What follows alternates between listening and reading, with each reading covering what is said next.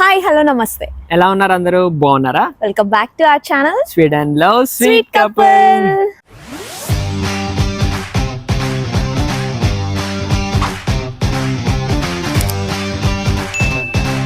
So ఈ రోజు అయితే ఒక మంచి టాపిక్ తో మీ ముందుకైతే వచ్చేసా. మా స్వీడన్ జర్నీలో మీకు తెలిసిందే ఒక మంచి మైల్ స్టోన్ అయితే స్వీడిష్ సిటిజన్షిప్ అనమాట. స్వీడిష్ సిటిజన్షిప్ వచ్చేసింది నాకు. అది ఒక మంచి గుడ్ న్యూస్. స్వీడన్ సిటిజన్షిప్ కి ఎలిజిబిలిటీ క్రైటీరియా ఏంటి అండ్ నెక్స్ట్ ఎలా అప్లై చేయాలి, అప్లై చేశాక ఎంత టైంలో వస్తుంది, ఇవన్నీ అయితే వీడియోలో చూసేద్దాం. రీసెంట్ గా కానీ మీరు సిటిజన్షిప్ కి ఎలిజిబుల్ అయ్యి ఒకవేళ సిటిజన్షిప్ అప్లై చేద్దాం అనుకుంటే కనుక ఈ వీడియో మీకు పర్ఫెక్ట్ గా ఉంటుంది. మొత్తం ఎండ్ టు ఎండ్ ప్రాసెస్ అంతా చూపిస్తాను, ఎలా అప్లై చేయాలి ఇవన్నీ. సో సిటిజన్షిప్ వచ్చేసింది. నెక్స్ట్ ఏంటంటే సెలబ్రేషన్. ఇప్పుడు ముందుంది ముసలి పండుగ అన్నట్టు ఉంటుంది అనమాట. ఇది నేను విన్నప్పుడు అయితే షాక్ అయిపోయా. ఓడి అమ్మ, ఇంకా ఎంత ప్రాసెస్ ఉందారా బాబు అని చెప్పి. సిటిజన్షిప్ వచ్చేసిన తర్వాత బిగ్గెస్ట్ ప్రాసెస్ ఏంటంటే ఇండియన్ సిటిజన్షిప్ని వదులుకోవడం అండ్ ఓసీఐ కార్డ్ అని ఉంటుంది, ఓవర్సీస్ సిటిజన్షిప్ అని, అది అప్లై చేయడం. ఇది మామూలు తతంగం కాదు. ఒక రకంగా ఈజీయే, but still you have to be very careful and it is time taking కూడా కొంచెం. ఇది ఎలా అప్లై చేయాలో చూద్దాం. ఫస్ట్ మనం సిటిజన్షిప్ని వదిలేయాలి. ఎందుకంటే ఇండియన్ లా ప్రకారం ఒకవేళ మనం ఫారెన్ సిటిజన్ అయితే కనుక ఇండియన్ సిటిజన్షిప్ ఉండదు. ఎందుకంటే ఇండియాలో డ్యూయల్ సిటిజన్షిప్ అనే కాన్సెప్ట్ లేదనమాట. ఇప్పుడు మీరు యూఎస్లో ఉండి యూఎస్ సిటిజన్షిప్ వస్తే ఇండియన్ సిటిజన్షిప్ని వదిలేయాలి. సేమ్ మాకు స్వీడిష్ సిటిజన్షిప్ వచ్చింది కాబట్టి ఇప్పుడు ఇండియన్ సిటిజన్షిప్ అయితే మేము వదిలేయాలి. సో ఫస్ట్ స్టెప్ ఏంటంటే రినౌన్సింగ్ ఆఫ్ ఇండియన్ సిటిజన్షిప్ అనమాట. అది చేసిన తర్వాతే ఓవర్సీస్ సిటిజన్షిప్ అనే దాన్ని అప్లై చేయగలం అనమాట. ఇప్పుడు మనం రినౌన్సింగ్ ఆఫ్ ఇండియన్ సిటిజన్షిప్ ఎలాగో చూద్దాం. ఇది కూడా అంతా ఆన్లైన్ ప్రాసెసే, బట్ స్టిల్ దీనికి కూడా కొన్ని ఆఫ్లైన్ ప్రాసెసెస్ ఉన్నాయి. సో అందుకే ఇది కొంచెం కాంప్లికేటెడ్. ఫస్ట్ ఇప్పుడు మీకు ఒక వెబ్సైట్ చూపిస్తున్నాను కదా, అది Indian embassy website, consular services అని ఉంటుంది. దాంట్లోకి వెళ్ళగానే క్లియర్గా ఉంటుంది రినౌన్సింగ్ ఆఫ్ ఇండియన్ సిటిజన్షిప్ అని. ఇక్కడ మీరు చూస్తే దాంట్లో క్లియర్గా ఉంది. మీరు స్వీడన్ సిటిజన్షిప్ అయిన వెంటనే ఫస్ట్ చేయాల్సింది ఏంటంటే ఇండియన్ పాస్పోర్ట్ని సరెండర్ చేసేయాలి. ఎందుకంటే అది ఇండియన్ గవర్నమెంట్ సొత్తు, దాన్ని ఎక్కడ ఇవ్వకూడదు. ఫస్ట్ స్టెప్ ఏంటంటే ఇక్కడ క్లియర్గా ఇండియన్ సిటిజన్షిప్ ఆన్లైన్ లింక్ ఉంది కదా, అది ఓపెన్ చేయండి. ఇప్పుడు ఒక వెబ్సైట్ ఓపెన్ అవుతుంది. ఇక్కడ కిందకి స్క్రోల్ చేస్తే సెక్షన్ 8 రినౌన్సియేషన్ గురించి ఉంటుంది అనమాట. అది క్లిక్ చేసి డిక్లరేషన్ ఆఫ్ రినౌన్సియేషన్ ఓపెన్ చేసేసేయండి. ఇప్పుడు ఏంటంటే అప్లికేషన్ ఇనిషియేట్ చేసేసి అన్ని డీటెయిల్స్ ఫిల్ చేసేసేయండి. Next passport and citizenship letter కూడా అప్లోడ్ చేయాలన్నమాట. ఇక్కడ అంతా అయిపోయాక ఈ అప్లికేషన్ ఫామ్ సబ్మిట్ చేసేసి మొత్తాన్ని ప్రింట్అవుట్ తీసుకోండి. ఈ రినౌన్సియేషన్ ఫామ్ సెకండ్ పేజ్లో మన ఇండియన్ ఫ్రెండ్తో విట్నెస్ కింద సైన్ చేయించాలి. స్పౌస్ ఈజ్ నాట్ అలౌడ్ అనమాట. ఇక్కడ సెకండ్ స్టెప్ ఏమో పాస్పోర్ట్ సరెండర్ సర్టిఫికేట్ అనమాట. దీనికోసం మళ్ళీ ఇప్పుడు చూపిస్తున్నాను కదా, పాస్పోర్ట్ ఇండియా లింక్ ఓపెన్ చేసి ఇందులో రిజిస్టర్ అయ్యి సేమ్ ఇందాకట్లాగే మొత్తం అప్లికేషన్ ఫామ్ అంతా ఫిల్ చేసేసి సబ్మిట్ చేసేసి ప్రింట్అవుట్ తీసుకోండి. ఇప్పుడు ఏంటంటే ప్రింట్అవుట్స్ వచ్చినాయి కదా, ఎంబసీకి మనం ఈ అప్లికేషన్ ఫామ్స్ ప్రింట్అవుట్స్ తీసుకున్నాం కదా, వీటితో పాటు ఏమేమి డాక్యుమెంట్స్ ప్రింట్అవుట్ తీసి అటెస్ట్ చేసి సబ్మిట్ చేయాలో చూద్దాం. And next self attested copy of Sweden passport. అంటే ఏం లేదు, మన పాస్పోర్ట్ని ప్రింట్అవుట్ తీసి దాని మీద మన సిగ్నేచర్ చేయాలి. And the same goes for self attested copy of Indian passport. Same అది కూడా అంతే, ప్రింట్అవుట్ తీసి దాని మీద సిగ్నేచర్ చేసి. ఈ అప్లికేషన్ ఫామ్లో వన్ కాంప్లికేటెడ్ థింగ్ అట్లీస్ట్ నాకు ఎందుకు అనిపించిందంటే, నా దగ్గర పాస్పోర్ట్ సైజ్ ఫోటో లేదు. ఇది కూడా లాస్ట్ 6 months అయి ఉండాలన్నమాట. అండ్ అది ఒక ఓల్డ్ స్టైల్ ప్రాసెస్ కదా, అంటే మన పాస్పోర్ట్ సైజ్ ఫోటో తీసి ఇలా పెట్టి, నేను ఎప్పుడో ఇంజనీరింగ్లో ఎగ్జామ్స్ ఫిల్ చేసేటప్పుడు ఈ పాస్పోర్ట్ సైజ్ ఫోటో పెట్టి దాని మీద సిగ్నేచర్ చేసేవాడిని. ఇక్కడ అలాంటి ప్రాసెస్ ఉంటాయి అనమాట. సో అందుకే ఇది కొంచెం కాంప్లికేటెడ్. వెరీ ఇంపార్టెంట్ పాయింట్ ఏంటంటే మొత్తం 3 photos కావాలన్నమాట. ఒకటేమో రినౌన్సియేషన్కి పెట్టాలి, 2 photos పాస్పోర్ట్ సరెండర్ సర్టిఫికేట్కి పెట్టాలి. స్వీడిష్ సిటిజన్షిప్ వచ్చిందని ఒక లెటర్ వచ్చిందని కదా, అది కూడా సెల్ఫ్ అటెస్టెడ్, అంటే ప్రింట్అవుట్ తీసి దాంట్లో కూడా సిగ్నేచర్ చేసి మన పర్సన్ బేబీస్, అంటే ఇక్కడ మనకి స్కాటర్ వర్కెట్లో ఉంటుంది, పర్సన్ బేబీస్ని అప్లికేషన్స్ ఫిల్ చేసాక బేసిక్ థింగ్ ఏంటంటే మనం ఒక ఫీ కట్టాలి. ఆ ఫీ ఇక్కడ చూస్తే మీరు 1300 SEK అని ఉంది కదా, ఈ ఫీ మనం పే చేయాలన్నమాట. ఇది ఇక్కడ ఆన్లైన్ బ్యాంక్ ట్రాన్స్ఫర్ చేస్తే సరిపోతుంది. ఆ రిసిప్ట్ మన దగ్గర ఉంచుకోవాలి. నెక్స్ట్ ప్రాసెస్, ఇప్పుడు అప్లికేషన్లు ఫిల్ చేస్తారు, ప్రింట్అవుట్లు తీసుకున్నారు, ఫోటో కూడా రెడీ చేసుకున్నారు, అంతా బాగానే ఉంది. నెక్స్ట్ ఏంటి, నెక్స్ట్ ఇవన్నీ ఎలా సబ్మిట్ చేయాలి?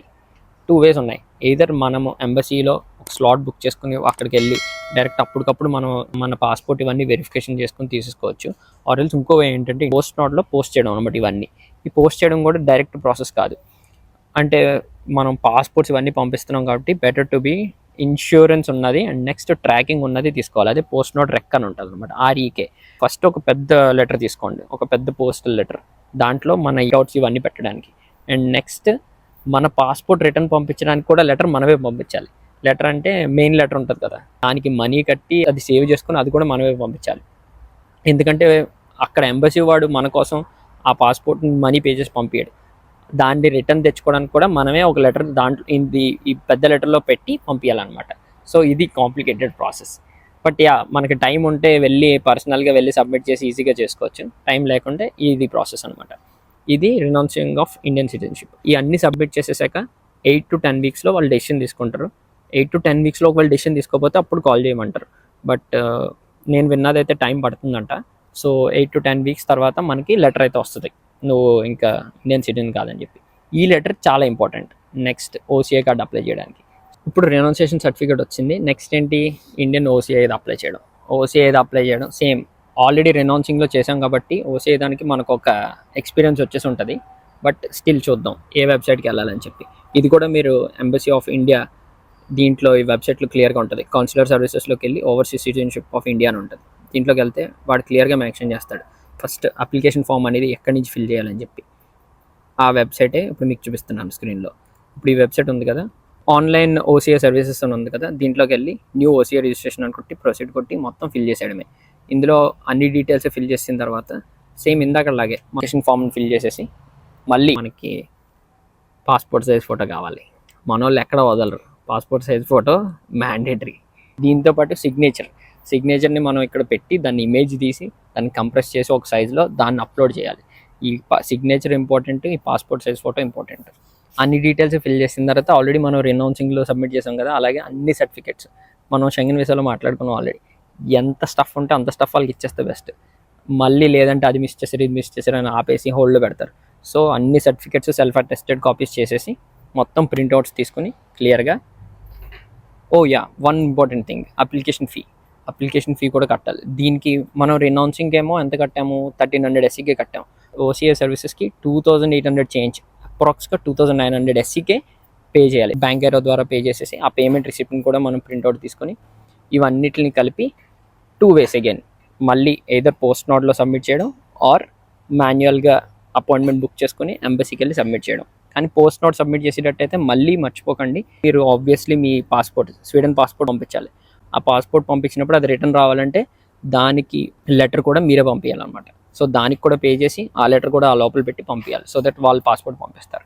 And next post note use చేసేటట్టయితే ఇంపార్టెంట్ థింగ్ ఏంటంటే ఇన్సూరెన్స్ ఉన్నది, ట్రాకింగ్ ఉన్నది, పోస్ట్ నోట్ REK అని ఉంటుంది, అది చూస్ చేసుకుని పంపించాలి. సో ఇది కూడా కొంచెం కాస్ట్ అవుతుంది. మనం ఆల్రెడీ ఈ renouncing cost, OCI cost and next ఈ పోస్ట్ నోట్ వాడితే కనుక పోస్ట్ నోట్ సర్వీసెస్ కాస్ట్, ఇవన్నీ కూడా మీరు లెక్కలోకి తీసుకోవాలన్నమాట. ఒక్కసారి అప్లికేషన్ సబ్మిట్ చేసేసాక ట్రాకింగ్ ఉంటుంది. ఇది మాత్రం బాగానే ఉంది, ట్రాకింగ్ ఉంటుంది.